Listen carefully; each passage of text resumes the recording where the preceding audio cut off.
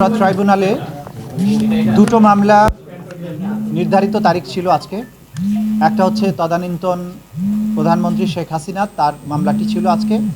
আরেকটি হচ্ছে ওবায়দুল কাদের সহ তদানীন্তন মন্ত্রিপরিষদের সদস্য এবং 14 দলের যারা নেতৃবৃন্দ তাদেরকে নিয়ে আরেকটি দ্বিতীয় মামলা যেটা ছিল সেই মামলাটিরও নির্ধারিত তারিখ ছিল। আজকে আদালতে আমরা দুটো পিটিশন দিয়েছিলাম।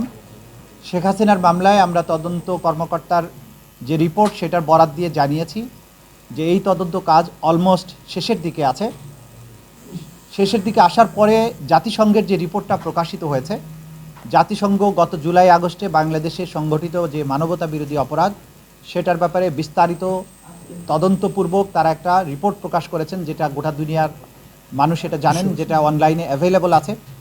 আমরা সেই রিপোর্টটার কপি পেয়েছি এবং সেই রিপোর্টে খুব সুস্পষ্টভাবে তারা বলেছেন যে বাংলাদেশে জুলাই আগস্টে যে আক্রমণটা হয়েছে, যে মানবতা বিরোধী অপরাধটা হয়েছে, সেটা ছিল ওয়াইড স্প্রেড এবং সিস্টেম্যাটিক।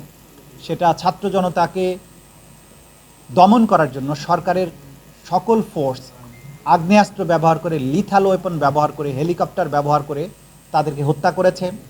সেখানে জেন্ডার বেসড ভায়োলেশন হয়েছে, স্পেসিফিক্যালি শিশুদেরকে টার্গেট করে গুলি করে হত্যা করা হয়েছে, নারীদেরকে টার্গেট করা হয়েছে। এবং এই আন্দোলন দমনের সময়ে সরকারের যে নিষ্ঠুরতা ছিল সেটা ছিল পূর্ব পরিকল্পিত, সেটা ধাপে ধাপে বেড়েছে এবং সারা বাংলাদেশ জুড়ে একযোগে হয়েছে। এইটার প্রধান নির্দেশদাতা হিসাবে জাতিসংঘ শেখ হাসিনাকে চিহ্নিত করেছেন। তার সাথে তদানীন্তন স্বরাষ্ট্রমন্ত্রী আসাদুজ্জামান কামাল, আওয়ামী লীগের সাধারণ সম্পাদক, তাদের নির্দেশের কথা বলা হয়েছে, তাদের অর্ডারের কথা বলা হয়েছে। এবং ছাত্রলীগ, যুবলীগ, আওয়ামী লীগের বাকিরা পুলিশ এবং অন্যান্য বাহিনীর সাথে অক্সিলিয়ারি ফোর্স হিসাবে এই হত্যাকাণ্ড এবং মানবতা বিরোধী অপরাধ সংগঠন করেছে। এই এভিডেন্সটা আসার পরে ন্যাচারালি আমাদের তদন্ত রিপোর্টের মধ্যে সেটা অন্তর্ভুক্ত হবে বলে আমরা মনে করেছি এবং আমরা জাতিসংঘের কাছে চেয়েছি যে তারা যে সমস্ত ম্যাটেরিয়ালের উপর ভিত্তি করে এই প্রতিবেদন তৈরি করেছেন সেগুলো পাওয়ার ব্যাপারে আমরা তাদেরকে রিকোয়েস্ট জানিয়েছি। সেগুলো আমরা সংগ্রহের একটা প্রক্রিয়ার মধ্যে আছি। যতটুকু পাওয়া যাবে সেটাকে আমরা তদন্ত রিপোর্টের সাথে সংযুক্ত করব। যেহেতু জাতিসংঘের মতো একটা বিশ্বের সবচাইতে বড় আন্তর্জাতিক সংগঠন, যাদের বাংলাদেশের কারো পক্ষে কোনো পলিটিক্যাল বায়াসের কোনো কারণ নেই, তারা যেহেতু গণহত্যার ব্যাপারে সুস্পষ্ট একটা রিপোর্ট দিয়েছে, এইটা আমাদের মামলা প্রমাণের জন্য একটা বড় এভিডেন্স হিসেবে কাজ করবে। এই কারণে আমরা 2 মাসের সময় চেয়েছিলাম। আদালত আগামী 20 এপ্রিল এই পরবর্তী তারিখ নির্ধারণ করেছেন। এই সময়ের মধ্যে তদন্ত রিপোর্ট যাতে পাওয়া যায় সেটার ব্যাপারে বলেছেন। আমরা বলেছি যে আশা করছি আমরা এর আগেই তদন্ত রিপোর্ট দাখিল করতে পারবো। আদালত যেটা বলেছেন যে তাড়াহুড়া করতে গিয়ে তদন্ত রিপোর্ট যাতে কোনো ত্রুটিপূর্ণ না হয় সেই ব্যাপারেও খেয়াল রাখবেন। আমরা এটা কোর্টকে জানিয়েছি। মানবতা বিরোধী অপরাধ হচ্ছে বিশ্বের সবচাইতে বড় অপরাধ এবং এটার তদন্ত প্রক্রিয়া বিশ্বের সবচাইতে জটিল এবং কমপ্লেক্স। এই কারণে এটাকে যথাযথ প্রক্রিয়া অনুসরণ করে রিপোর্ট আমরা দেওয়ার চেষ্টা করছি। সেক্ষেত্রে আমাদের তদন্ত সংস্থা এবং প্রসিকিউশন দিনরাত কাজ করছেন। এই ব্যাপারে আমরা আপনাদের মাধ্যমে জাতির কাছে এটা মেসেজটা দিতে চাই যে আমরা দিনরাত কাজ করছি এবং আমরা তদন্তের একটা চূড়ান্ত পর্যায়ে আছি। আশা করছি খুব সহসাই এই রিপোর্টগুলো আমাদের হাতে চলে আসবে। বাকি যে মামলা ছিল ওবায়দুল কাদের সহ বাকি মন্ত্রীদের, তাদের ব্যাপারেও একই প্রেয়ার এবং একই এভিডেন্স কিন্তু এখানে কাজ করবে। সেই হিসাবে তাদের ক্ষেত্রেও আমরা একই আবেদন জানিয়েছিলাম, আদালত সেটা মঞ্জুর করেছেন।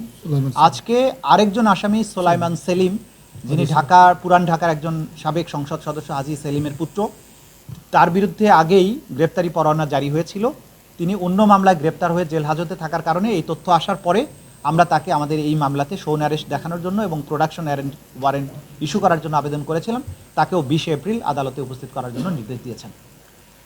এটা ছিল মোটা দাগে আমাদের কথা। আমরা যেটা আপনাদের মাধ্যমে বলতে চাই যে এই যে আসামি যারা এখানে আছেন তাদের বিরুদ্ধে আমরা যে ধরনের প্রমাণগুলো পাচ্ছি এবং প্রতিনিয়ত এর বাইরে আমরা বিশ্ববিদ্যালয়গুলোতে গণশুনানিতে যাচ্ছি, যাতে করে যে সমস্ত ভিকটিমরা তাদের সুযোগ হয়নি আমাদের কাছ পর্যন্ত পৌঁছার, বিশ্ববিদ্যালয়গুলোতে যখন আমরা গণশুনানিতে যাচ্ছি তখন দেখা যাচ্ছে শত শত ভিকটিম তারা আসছেন। তাদের মোবাইলে যে ধারণকৃত ফার্স্ট হ্যান্ড ইনফরমেশন, যে ভিডিও ক্লিপস, সেগুলো আমাদেরকে তারা দিয়েছেন। তাদের যে উপরে সংগঠিত নিষ্ঠুরতা সেগুলোর বিবরণ তারা দিয়েছেন। ফলে আমাদের এই রিপোর্টগুলো আরও অনেক বেশি এক্সপান্ড হচ্ছে এবং আমরা প্ল্যান করেছি আগামী এই সপ্তাহে এবং আগামী সপ্তাহের মধ্যে আরও অনেকগুলো বিশ্ববিদ্যালয়ে এরকম গণশুনানিতে আমরা যাব। এবং সে কারণে যেহেতু ঢাকাতে বেশি পরিমাণে হয়েছে, ঢাকার সবগুলো বিশ্ববিদ্যালয়ের কাছে যদি যাই, তাদের কাছে এই সংগৃহীত এই তথ্য প্রমাণগুলো আমাদের তদন্ত রিপোর্টকে অনেক বেশি এনরিচ করবে।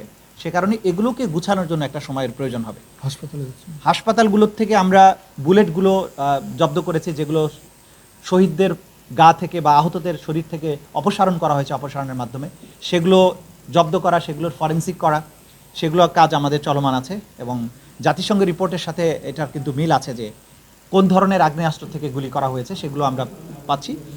এই যে বিস্তৃত কাজ, একটা হত্যাকাণ্ড হলে খুব সহসাই রিপোর্ট দেওয়া সম্ভব ছিল, তো জাতিসংঘ বলেছে প্রায় ১,৫০০, আমাদের কাছে ১,৫০০ থেকে ২,০০০ এরকম তথ্য প্রমাণ আছে, এই পরিমাণ শহীদ এবং বাকি তো আহতের প্রশ্ন আছে। সুতরাং এটা অসম্ভব জটিল এবং কঠিন কাজ, কিন্তু আমরা দিনরাত পরিশ্রম করে এটাকে সফল করতে চাই।